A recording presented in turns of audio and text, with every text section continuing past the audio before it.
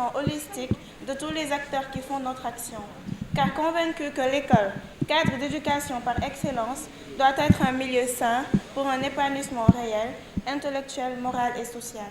Okulumuzun faaliyetleri tüm aktörlerin bütünsel olarak bağlı olduğu yenilikçi, sinerji yaklaşımına tabidir. Çünkü hepimiz kabul ediyoruz ki mükemmeliyetçi, eğitim temiz bir çevrede olması gerekir ki burada zeka, moral ve sosyal gelişimler olsun. L'ambition est forte mais pas impossible. Et les résultats engrangés, déjà à Thiès, la deuxième structure après Dakar, aux différents examens et concours en sont la preuve matérielle. Talep büyük ama imkansız değil. Thiès ve Dakar'daki başarılar da bunun kanıtıdır. Nos élèves de Thiès demeureront convaincus par le propos du sage de Bandiagara, Amadou Hampâté-Bâ, qui affirmait au début du siècle dernier: la jeunesse, qu'elle ait raison ou tort, elle aura raison, car le monde lui appartient, l'avenir lui appartient. Thiès'deki öğrencilerimiz ünlü düşünür Bandiagara Amadou Hampâté-Bâ'nın geçen yüzyılın başında söylemiş olduğu gençlik haklı veya haksız dahi olsa ileride haklı çıkacaklardır. Çünkü dünyada gelecekte onlarındır.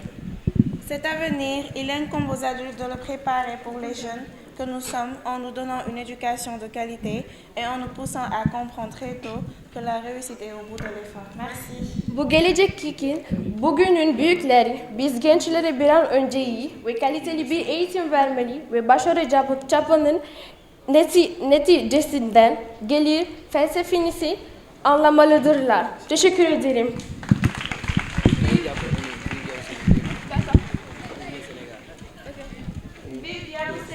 Vive le Sénégal. PCA du groupe scolaire Yaous Selim, Madame la Présidente du gouvernement scolaire Yaous Selim, Madame la Présidente de l'APE du groupe scolaire Yaous Selim, Monsieur le Préviseur du groupe scolaire Yaous Selim, Monsieur le Directeur de l'UFR CES, l'Université de Thiès, chers élèves, chers parents, chers invités. C'est avec un immense plaisir que Monsieur le Recteur de l'Université de Thiès a accusé réception de votre lettre, le choisissant comme parrain de ces journées culturelles et sportives. Il m'a demandé de le représenter parce qu'actuellement envoyé à l'étranger. Par la même occasion, de vous transmettre ses sincères remerciements pour le choix porté sur sa modeste personne. Cette marque de considération, dira-t-il, est l'illustration de très bonnes relations existant entre nos deux établissements, à savoir le groupe scolaire Yaous Selim et l'Université de Thiès. Il profite de l'occasion pour vous féliciter du travail ô combien remarquable que le groupe est en train d'abattre dans le domaine scolaire. En témoignent vos résultats satisfaisants au niveau national et la qualité de vos produits. Avec un pareil groupe, il est à espérer que la jeunesse sénégalaise, thiessoise en particulier, sera mieux préparée pour affronter l'avenir, la qualité d'une jeunesse s'appréciant par la qualité de son éducation et celle de son enseignement. Monsieur le Proviseur, à vrai dire, vous jouez pleinement votre partition. Nous vous manifestons en conséquence notre disponibilité et notre soutien indéfectible pour toute épreuve. Chers enfants, vos parents, en vous inscrivant dans cet établissement, consentissent de réels sacrifices. Mais les jeux ne vont-ils pas la chandelle? Assurément oui. Vous devez à tout instant, bien que très jeune, prendre la pleine mesure de ces efforts et vous dire que vous n'avez pas le droit de les décevoir. Combien sont-ils les enfants à n'avoir pas eu la chance d'aller à l'école et qui sont abandonnés aux vicissitudes de la vie? Vous êtes jeunes, mais pas moins conscients de ce qui vous attend dans la vie qui se prépare à l'école. Nous vous exhortons pour faciliter votre insertion ultérieure dans un marché de travail de plus en plus compétitif et de plus en plus spécialisé, de bien travailler les matières scientifiques. L'État du Sénégal a mis en place un dispositif discriminatoire en faveur des étudiants scientifiques. Ce qui ne veut pas dire qu'il faut négliger les disciplines littéraires, car les deux se complètent. Vous constituez le trésor de vos parents et l'espoir de la nation. Ce n'est pas pour rien que l'État injecte plus de 40% de son budget dans l'éducation de ses enfants. Soyez performants à défaut de vous inscrire durablement dans l'excellence. Ainsi, fréquenter une école d'excellence comme la vôtre est sans nul doute un atout majeur pour vous positionner parmi les meilleurs.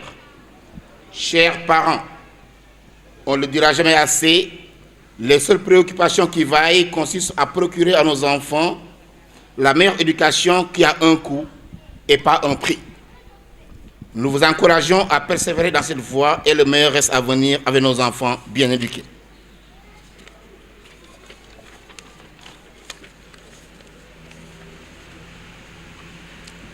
Nos enfants, choix ne saurait être plus judicieux que de prendre le recteur de l'Université de Thiès comme parrain de ces journées culturelles et sportives. Matar Moursek, comme il se nomme, s'est très tôt inscrit sur la voie de l'excellence. Le plus souvent premier de sa classe dans les cycles primaires et secondaires, il a poursuivi ses études supérieures en France où il obtint son doctorat en sciences. Chef de département, doyen à l'Université Cheikh Anta Diop, il est nommé recteur de l'Université Alioune Diop de Bambey avant d'être recteur à l'Université de Thiès. Un grand intellectuel, parce que professeur de chaire, il est pétri de qualités humaines irréprochables. Grand travailleur, il est d'une grande humilité malgré son rang et son âge. Sa courtoisie et son intelligence ne sont plus à démontrer, mais font de lui un homme agréable à vivre, gentil, généreux et reconnaissant. Il constitue à n'en point douter une excellente référence pour vous jeunes, car nous attendons que vous soyez excellents dans la vie, afin d'avoir des épaules suffisamment solides pour supporter l'avenir de notre pays, votre pays.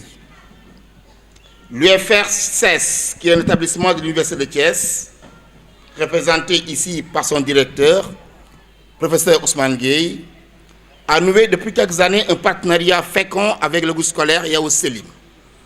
En illustration, le turc y est enseigné depuis 2 ans, grâce au groupe scolaire qui a mis à disposition de l'UFR un professeur en langue turque, sans oublier la salle que ce groupe a bien voulu construire et entièrement équipée dans cet établissement. Je ne saurais terminer sans exprimer la disponibilité de l'Université de Thiès à entretenir une bonne et franche collaboration avec le groupe scolaire Yaous Selim.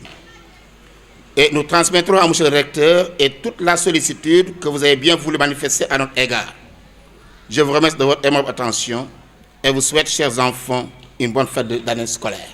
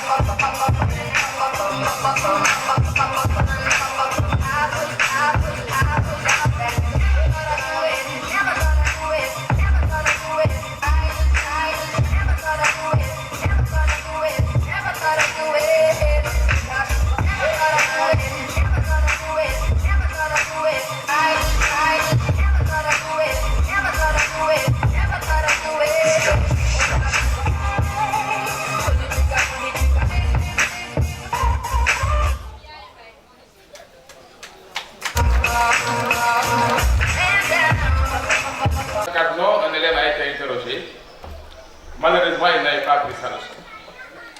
Il vient en classe, il pose son cahier, le maître lui dit voilà. Samba, quels sont les 4 points cardinaux? Les 4 points cardinaux sont.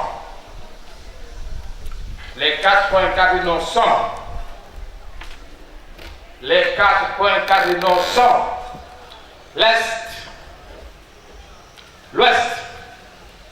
Oui, c'est bien. Alors, il dit l'Est, l'Ouest. Oui, alors, tu dis, il a dit 4, tu en as cité 2. Il dit l'Est, l'Ouest. Alors le maître tire l'oreille. Il tire, il pèse l'oreille. Il dit oui, monsieur, attendez, monsieur, doucement, monsieur. Dépêche-toi, il dit l'Est, l'Ouest, le Nord. Et oui, et ça l'Est, l'Ouest, le Nord. On pince l'oreille, le maître pince l'autre oreille. Il dit oui, monsieur, attendez, monsieur, attendez. Il pince, il prend, il arrête, il tape sur la tête. Il dit oui, monsieur, l'Est, l'Ouest, le Nord, le Sud, l'étoile polaire et l'équateur. Voilà donc.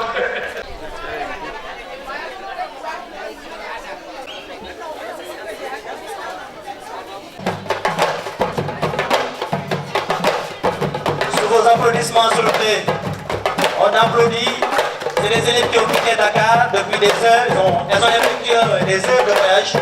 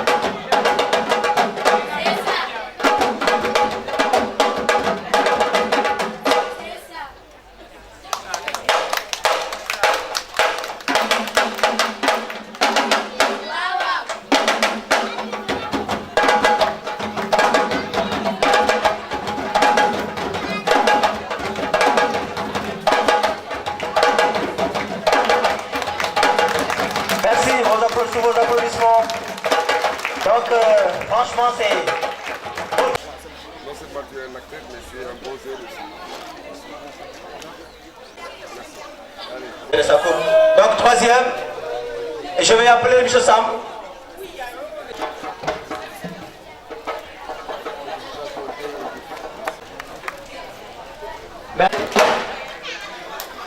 Je ne sais pas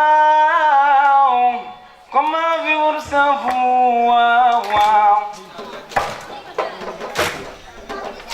Yen voyant Céline, comment vivre sans vous. Koulibaly, comment vivre sans toi. Aïe tonton Al, comment vivre sans toi. Yen Washington, comment vivre sans vous.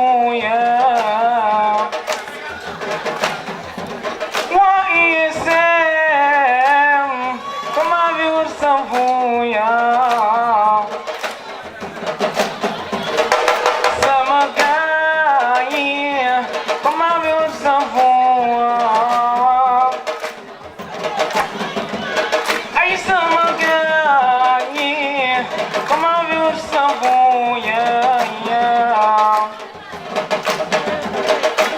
Biggie, wow, wol ma fanu gasian, Billy, wow, dinga anime neex na lo. Ay sama gaay, comment vivre sans vous.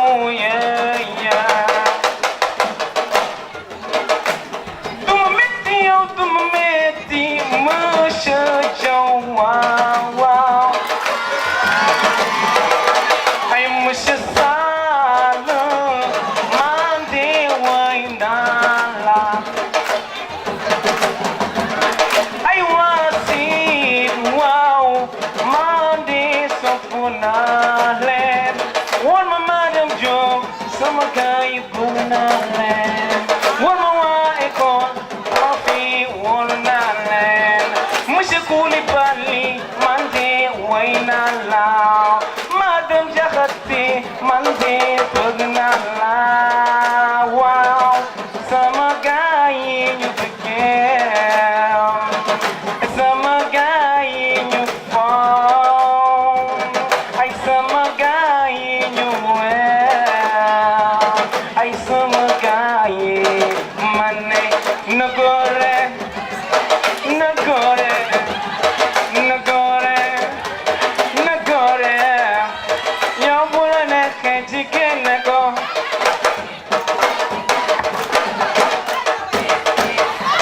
Na gore, ay na gore, na gore, na gore, na gore, na gore, na gore, yow bu la neexee jigéen ne ko.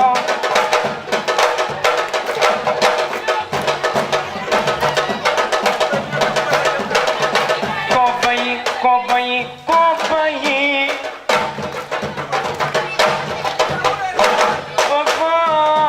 Compagnie. Walma monsieur Koulibaly, sama papa laaw. Sama doom di far naa la tooñ. Walma El Hadj Touré, man de woo naa la man. El Hadj feccal ma compagnie.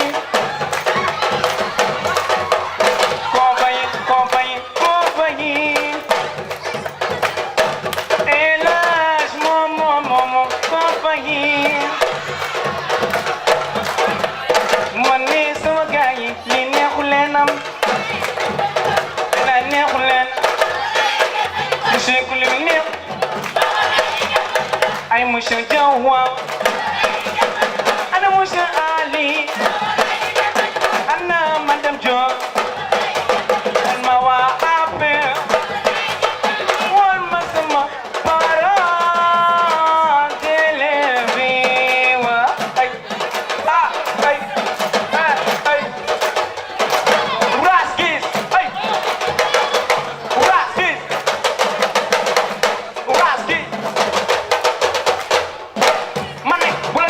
Uras ñëwal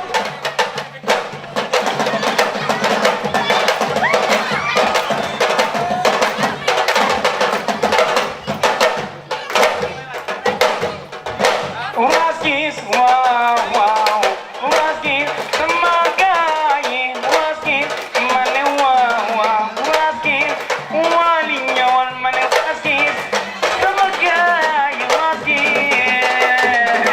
Uras gis ay ay ay Uras gis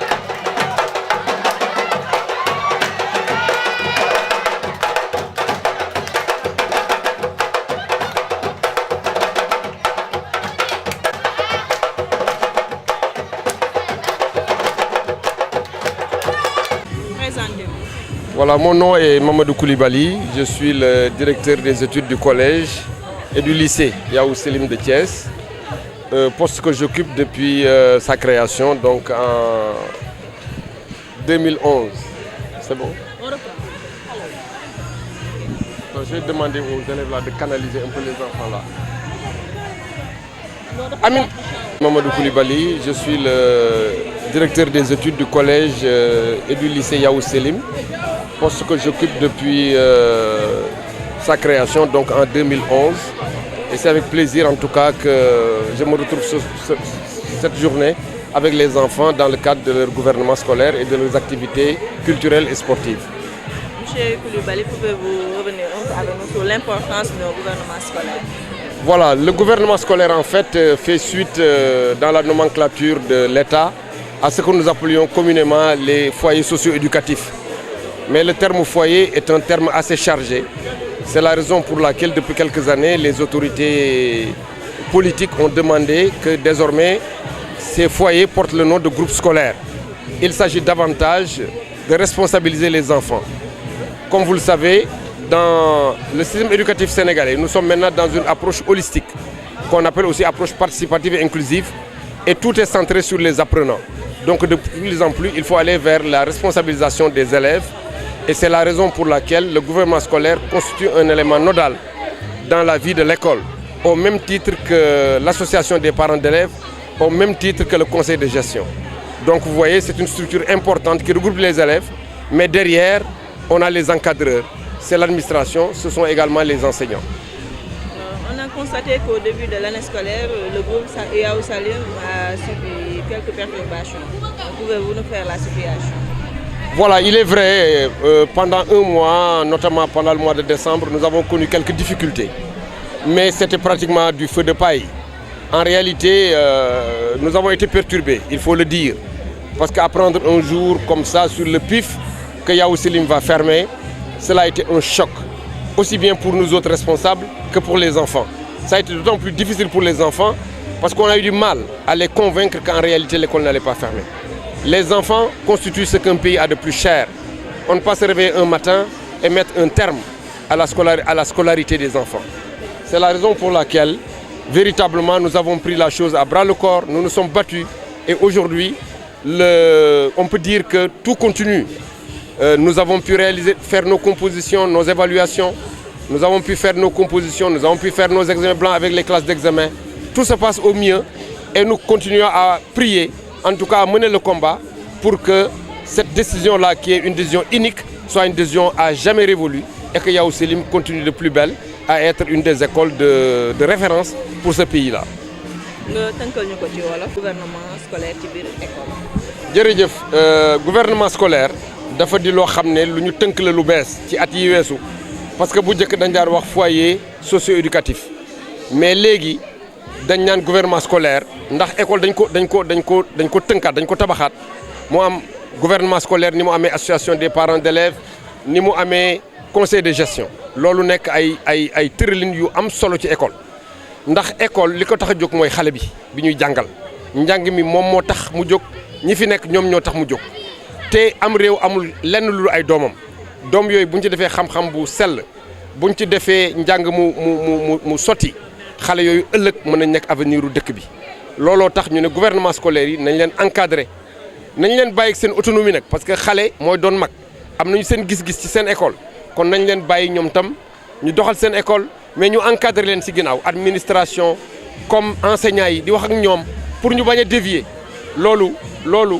mooy li nga xam ne moo tax ñu wax gouvernement scolaire mais activités yi nag njàng mi la mais aussi dañ leen di am moment yoo xam ne distraction la mooy lu mel ne par exemple seen semaine culturelle et sportive bi ñu organiser manifestation yu bari kermesse boole ci xale yu ndaw yi ñi nekk maternelle ñi nekk élémentaire mais def ay match de football diggante professeurs yi ak élèves yi mais def également lu mel ne tey feetu tey bi ngeen gis ci prestation yu bari mais yemul rek ci Thiès dañu invité école yu Thiès yi mais dañu invité même ba suñu nattango yi nga xam ne ñu nga Dakar ñu mel ne Bosphore ñu mel ne Sultan mooy ñi fi ñëw def fi chorégraphie biñ fi gis mais lépp bu ngeen ko gis ngeen ko dafa tegu si yoon parce que dañ jàpp ne xale yi foog ñu jox leen yar foog ñu li ñuy defal ñu def ko ci teggin foog ñu nekk xale yoo xam ne ëllëg war nañu am yaakaar ci ñoom parents yi sacrifice yu rëy a rëy la ñuy def ci Yavuz Selim ku ko wax am na ku ko waxul am na parce que école boo xam ne boo li nga ciy fay daanaka egg na million bu ko passé wul